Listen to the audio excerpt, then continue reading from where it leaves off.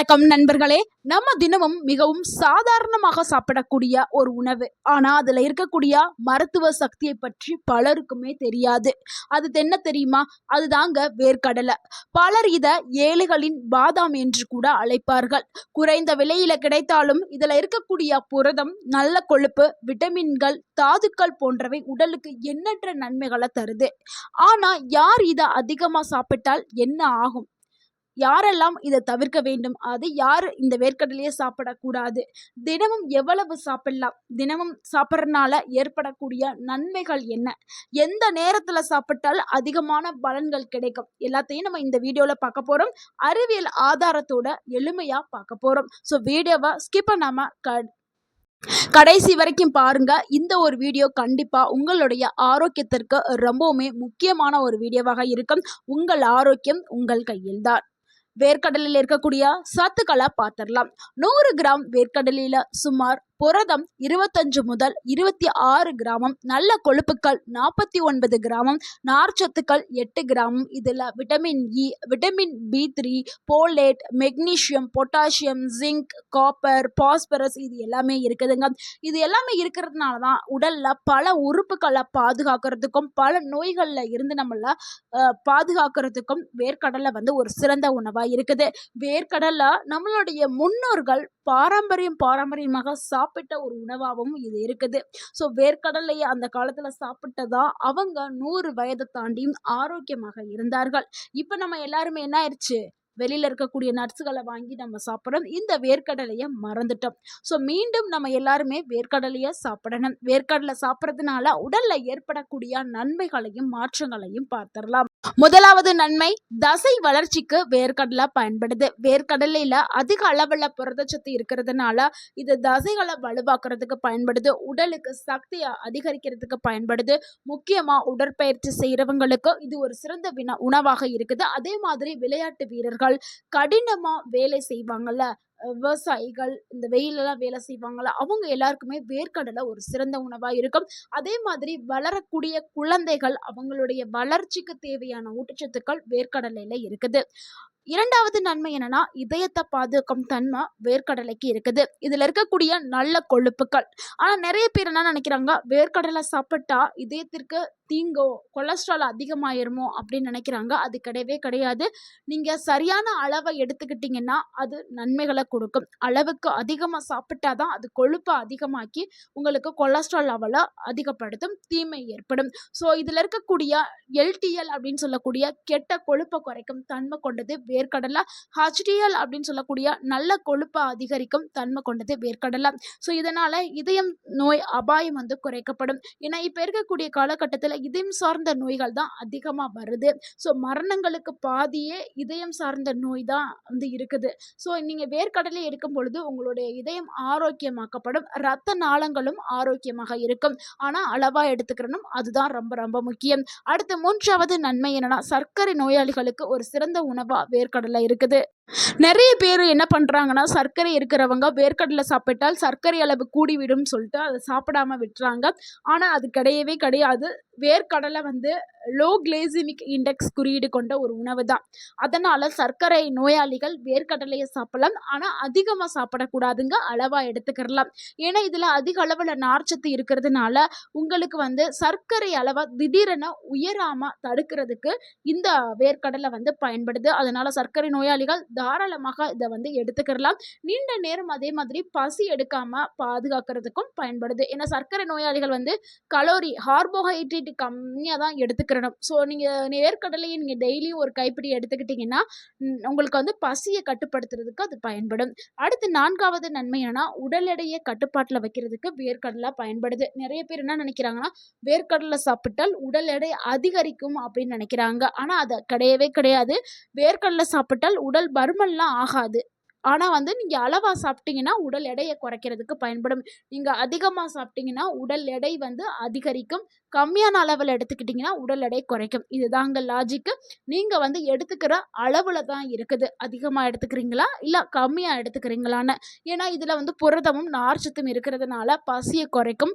அதிக உணவு சாப்பிட்ற பழக்கத்தை தடுக்கிறதுக்கு வேர்க்கடலை பயன்படுது. ஸோ நீங்கள் டயட்டில் இருக்கிறீங்க, உடல் எடையை குறைக்கணும் டயட்டில் இருந்தீங்கன்னா தினமும் ஒரு கைப்பிடி வேர்க்கடலை எடுத்துக்கிட்டு நீங்கள் டயட்டை மேற்கொண்டீங்கன்னா, அது கூடயே எக்ஸர்சைஸ் உடற்பயிற்சி, அதாவது நடைப்பயிற்சி வந்து ஒரு 20லேருந்து 30 நிமிடம் நீங்க தினமும் செஞ்சீங்கன்னா, நீங்க எதிர்பார்க்காத அளவுக்கு நல்ல ஒரு ரிசல்ட் வந்து உங்களுக்கு கிடைக்கும். ஆனா கண்டிப்பா நீங்க டயட்ல இருக்கும்போது புரோட்டீன் ரொம்பவே உங்களுக்கு முக்கியம். அது வந்து வேர்க்கடலை உங்களுக்கு குடுத்துரும். அடுத்து 5வது நன்மை என்னன்னா, மூளைய ஆரோக்கியமா வச்சுக்கிறதுக்கு வேர்க்கடலை பயன்படுது. வேர்க்கடலையில வந்து விட்டமின் B3 இருக்குது, விட்டமின் இ இருக்குது, ரெஸ்வெட்ரால் போன்ற ஆன்டி ஆக்சிடென்ட்கள் இருக்குது. இது மூளையுடைய செயல்பாட்டை மேம்படுத்துறதுக்கு பயன்படுது. மறதி ஏற்படும் அபாயத்தை குறைக்கிறதுக்கு பயன்படுது. முக்கியமா 60 வயதிற்கு மேல இருக்கிறவங்க வேர்க்கடலைய சாப்பிடுறது ரொம்பவுமே ஒரு சிறப்பு. ஏன்னா, வயது அதிகரிக்க அவங்களுடைய அந்த ஞாபக திறன் வந்து குறைய ஆரம்பிச்சிரும். வச்ச பொருள் அவங்களுக்கு தெரியாது. பேச வந்த வார்த்தைய மறந்துருவாங்க. ஸோ, அந்த அளவுக்கு ஞாபக திறன் ரொம்பவுமே குறைஞ்சு போய் இருக்கும். ஸோ, அந்த டைம்ல அவங்க வேர்க்கடலைய சாப்பிடுறது ரொம்ப ரொம்ப நல்லது. அடுத்து 6வது நன்மை என்னன்னா, நோய் எதிர்ப்பு சக்தி தான்.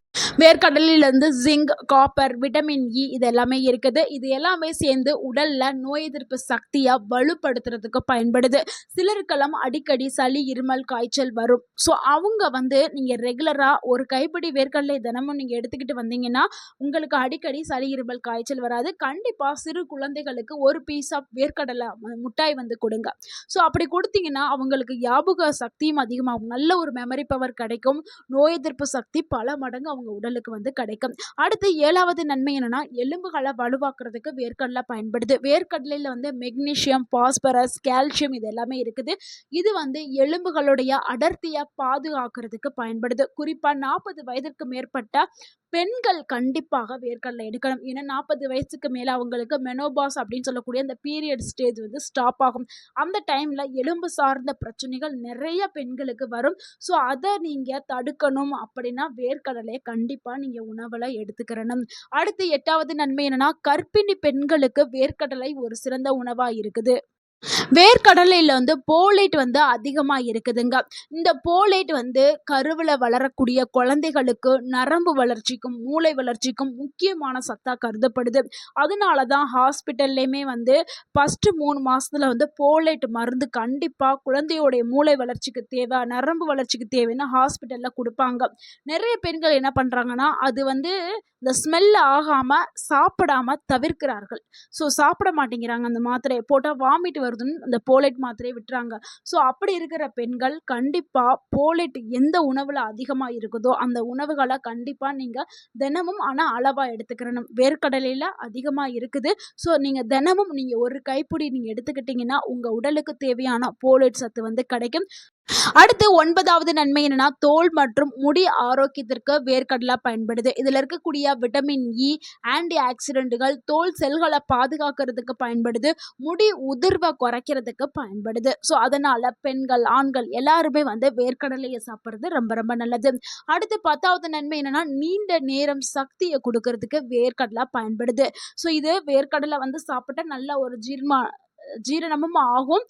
ஒரு மெதுவா தான் ஜீரணமாகும். ஸோ அதுல இருக்கக்கூடிய ஊட்டச்சத்து மெதுவா சக்திகளை வந்து ரிலீஸ் பண்ணும் உடலுக்கு. ஸோ அதனால நீண்ட நேரம் எனர்ஜி நம்மளுக்கு கிடைக்கும். ஸோ வேலை செய்கிறவர்கள், மாணவர்கள், வயதானவர்கள் எல்லாருக்குமே ஒரு சிறந்த உணவா வேர்க்கடலை இருக்குது. அதே மாதிரி ஆண்களுக்கு தேவையான அந்த ஆண்மை பவரை கொடுக்கறதுக்கு வேர்க்கடலை பயன்படுது. இந்த ஸ்டாமினா பவரை வந்து கொடுக்கறதுக்கு வேர்க்கடலை பயன்படுது.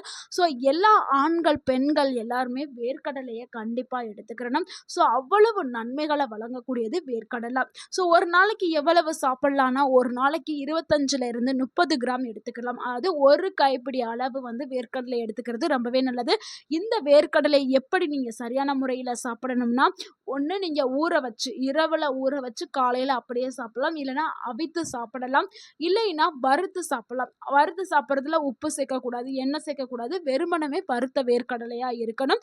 இல்லைன்னா வேக வச்சு சாப்பிட்றதே ரொம்ப ரொம்ப சிறப்பு. வேக வச்சு சாப்பிட்றதுலையும் எண்ணெயில போட்டு தாளிக்காம வேக வச்சு நீங்க அப்படியே சாப்பிடணும். எந்த நேரத்துல சாப்பிட்றது சிறப்புனா, காலை உணவுக்கு பிறகு நீங்க சாப்பிடலாம். இல்லைன்னா மாலை நேரத்துல ஸ்நாக்ஸா எடுத்துக்கலாம். உடற்பயிற்சி செய்யறதுக்கு முன்னாடியும் எடுத்துக்கலாம். உடற்பயிற்சி செஞ்சதுக்கு பின்னாடியும் எடுத்துக்கலாம். வேர்க்கடலை யாரு தவிர்க்க வேண்டும் அப்படின்னா, பீனட் அலர்ஜி, அதாவது வேர்க்கடலை சாப்பிட்டால் அலர்ஜி வரும் அப்படிங்கிறவங்க தவிர்க்கிறது நல்லது. அடுத்து வந்து சிறுநீரக பிரச்சனை இருக்கிறவங்க கண்டிப்பாக வேர்க்கடலையை தவிர்க்கிறது ரொம்பவே நல்லது. கலோரி கட்டுப்பாட்டுல இருக்கிறவங்க, நீங்க உங்களுக்கு தேவையான கலோரி எவ்வளவு அப்படின்னு பார்த்துட்டு எடுக்கிறது ரொம்பவே நல்லது. மத்தபடி எல்லாருக்குமே வேர்க்கடலை ஒரு சிறந்த உணவா இருக்குது. வேர்க்கடலையை எடுத்துக்கிறலாம். நண்பர்களே, வேர்க்கடலைங்கிறது மலிவான விலையில கிடைக்கக்கூடிய மிக சிறந்த ஆரோக்கியமான உணவுகள்ல ஒன்று. ஆனா அளவோடும் சரியான முறையிலும் சாப்பிட்டா இது பலவிதமான நன்மைகளை நம்ம உடலுக்கு வந்து கிடைக்கும். ஸோ இனியிலிருந்து உங்க உணவுல வேர்க்கடலையை சேர்த்துக்கிறங்க. ஆனா எந்த உணவா இருந்தாலும் அளவோடு எடுத்துக்கிட்டீங்கன்னா அது உங்களுக்கு ஆரோக்கியத்தை கொடுக்கும். அளவுக்கு மீறினால் அது அமிர்தமா இருந்தாலும் அது நஞ்சாக்கப்படும். ஸோ இந்த பழமொழியை ஞாபகத்துல வச்சுட்டு எல்லா உணவுகளுமே சாப்பிடுங்க. இந்த வீடியோ உங்களுக்கு பயனுள்ளதா இருந்திருந்தா அந்த வீடியோக்கு ஒரு லைக் பண்ணுங்க. இந்த வீடியோவை உங்களுடைய ஃப்ரெண்ட்ஸ் அண்ட் ஃபேமிலிக்கு ஷேர் பண்ணுங்க. மறக்காம நம்ம சேனலை சப்ஸ்கிரைப் பண்ணுங்க, சப்போர்ட் பண்ணுங்க, கமெண்ட் பண்ணுங்க. தேங்க்யூ ஃபார் வாட்சிங் அண்ட் வாழ்க வளமுடன். உங்கள் ஆரோக்கியம் உங்கள் கையில் தான். நன்றி, வணக்கம்.